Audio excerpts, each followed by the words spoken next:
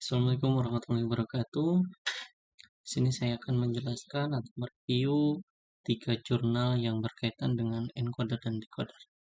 Jurnal pertama yaitu dengan judul Perancangan dan Implementasi Encoder dan Decoder CRC8 untuk pendeteksian error pada transmisi data antar perangkat IoT. Masalah yang diangkat: gangguan yang dapat terjadi pada sistem komunikasi data digital seperti jaringan seluler 4G atau 5G, jaringan komputer, Bluetooth, dan USB. Gangguan tersebut dapat disebabkan oleh pelemahan sinyal attenuation, interferensi, dan noise yang berasal baik dari luar sistem maupun dari dalam sistem itu sendiri, seperti thermal noise. Gangguan ini dapat menyebabkan sinyal yang diterima oleh penerima receiver berbeda dengan sinyal asli yang ditransmisikan oleh pengirim atau sender, sehingga terjadi error pada data yang dikirimkan. Untuk mengatasi masalah ini, sistem komunikasi data umumnya menerapkan kode pendeteksi kesalahan dan kode pengkoreksi kesalahan. Kode pendeteksi kesalahan berfungsi untuk mendeteksi apakah terdapat error pada data atau frame yang diterima. Jika terdapat error, maka frame yang diterima akan dibuang, dan penerima akan meminta pengirim untuk mentransmisikan ulang frame yang mengalami error. Sebaliknya, kode pengoreksi kesalahan digunakan untuk mendeteksi sekaligus mengoreksi error pada data sesuai dengan spesifikasi kode yang digunakan, sehingga pengirim tidak perlu mentransmisikan ulang data yang mengalami error.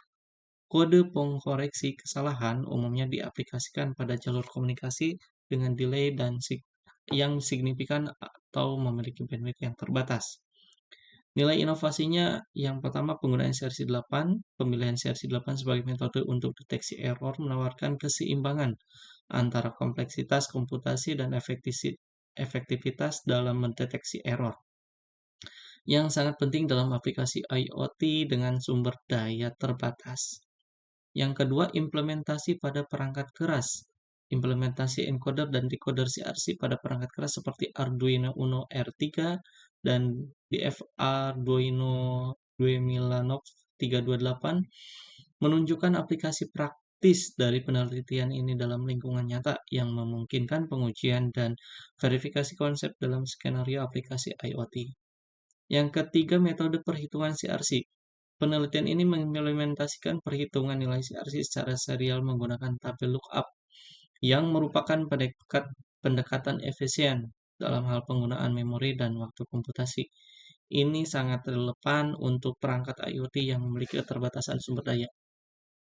Yang keempat, fokus pada transmisi data antar perangkat IoT. Dengan meningkatnya jumlah perangkat IoT dan pentingnya integritas data dalam aplikasi IoT, penelitian ini memberikan solusi yang dapat meningkatkan keandalan komunikasi data antar perangkat IoT melalui deteksi dan koreksi error yang efektif.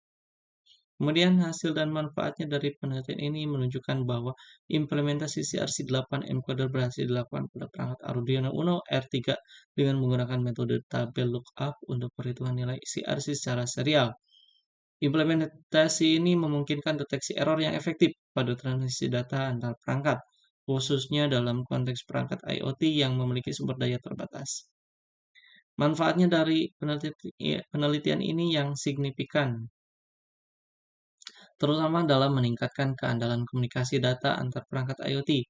Dengan adanya deteksi error yang efisiensi dan efektif, dapat mengurangi kemungkinan data yang rusak atau salah diterima oleh perangkat penerima, sehingga meningkatkan integritas data dalam sistem komunikasi data digital. Implementasi CRC8 encoder ini juga menawarkan solusi yang hemat sumber daya, baik dari segi penggunaan memori maupun waktu komputasi, yang sangat penting dalam aplikasi IoT. Kemudian jurnal yang kedua adalah Encoder Decoder with Atroz Spatial Pyramid Pooling for Leaf-centric Segmentation in Echora Diagraph. Masalah yang diangkat, penilaian fungsi jantung menggunakan ekokardiografi yang merupakan metode penting dan banyak digunakan. Penilaian dengan pelabelan manual area ventrikel kiri secara umum dapat memakan waktu, rentan kesalahan, dan memiliki variabilitas antar pengamat. Oleh karena itu diperlukan delineasi otomatis area ventrikel kiri agar penilaian dapat dilakukan secara efektif dan efisien.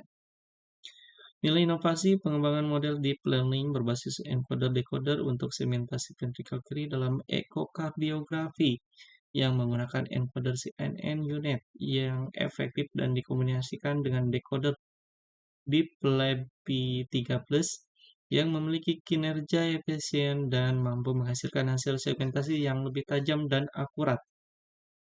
Selain itu, modul Atros Spatial Pyramid Pooling ditambahkan ke encoder untuk meningkatkan ekstraksi fitur.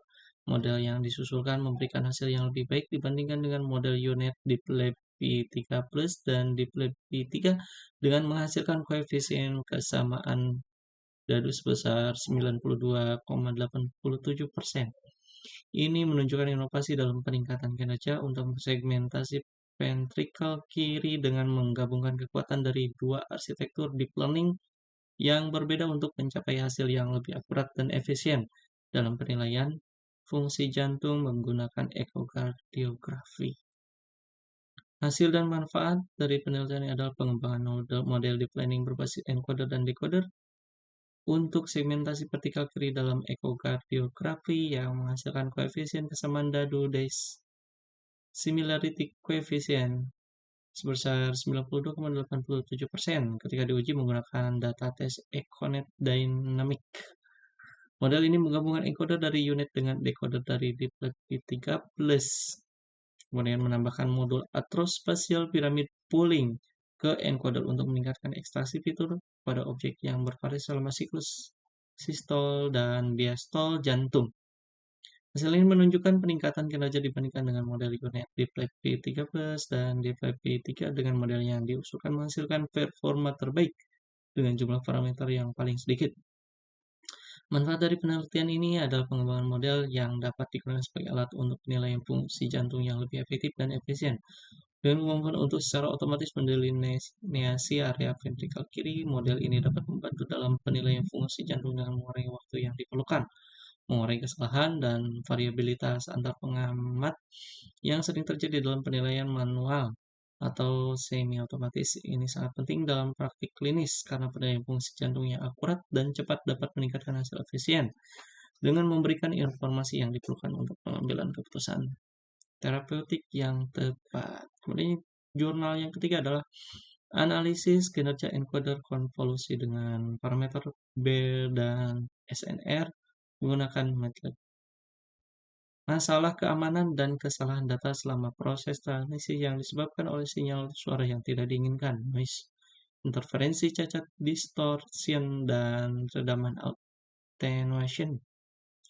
Nilai inovasinya adalah pertama, penggunaan Simulink MATLAB untuk merancang encoder konvolusi yang memungkinkan pemodelan simulasi dan analisis kinerja encoder dengan parameter pengukuran struktur kode konvolusi, bit error rate, dan energy per bit to noise power spectral density ratio secara lebih efisien dan efektif. Yang kedua adalah penerapan algoritma Peter-B pada sisi penerima untuk meningkatkan akurasi dalam proses decoding sinyal yang telah melewati kanal transmisi dengan noise, sehingga dapat mengurangi kesalahan data selama proses transmisi.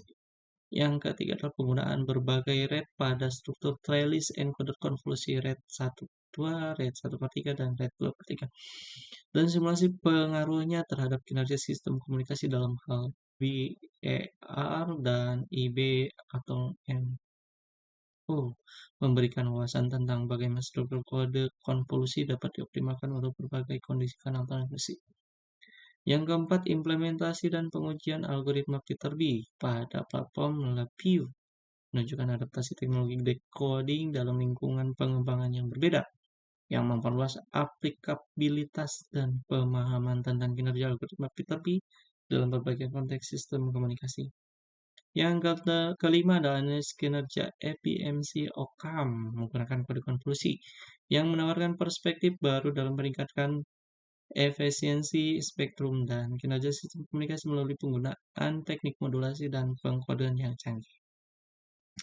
Hasil dan manfaat yang pertama peningkatan keamanan dan akurasi data dengan implementasi kode konflik dan algoritma terlebih, sistem komunikasi dapat mengurangi kesalahan data selama proses transmisi yang disebabkan oleh noise interferensi, distorsi, dan redaman. Yang kedua adalah efisiensi spektrum dan kinerja sistem penelitian ini yang menggunakan VBMC dan modulasi digital vokal menunjukkan bahwa dengan kode konvolusi, nilai SNR dapat ditingkatkan, yang berarti peningkatan efisiensi spektrum dan kinerja sistem komunikasi secara keseluruhan. Memungkinkan transmisi data yang lebih efisien dan dapat diandalkan dalam berbagai kondisi kanal. Kemudian yang ketiga adalah optimalisasi forward error correction. Simulasi kode Hamming, kode BSH, dan kode Reed Solomon menunjukkan potensi optimalisasi FIC yang sangat penting dalam meminimalkan kesalahan transmisi dan meningkatkan keandalan sistem komunikasi. Kemudian adaptabilitas dan aplikabilitas teknologi implementasi dan pengujian algoritma P2P pada platform LabVIEW menunjukkan adaptasi teknologi decoding dalam lingkungan pengembangan yang berbeda memperluas aplikabilitas dan pemahaman tentang kinerja algoritma P2P dalam berbagai konteks sistem komunikasi. Kemudian yang terakhir adalah peningkatan kualitas transmisi dengan teknik modulasi digital seperti BPSK, kualitas signal to noise ratio dapat ditingkatkan, yang berarti peningkatan kualitas transmisi data. Baik, cukup sekian penjelasan dari 3 jurnal. Terima kasih banyak. Wassalamualaikum warahmatullahi wabarakatuh.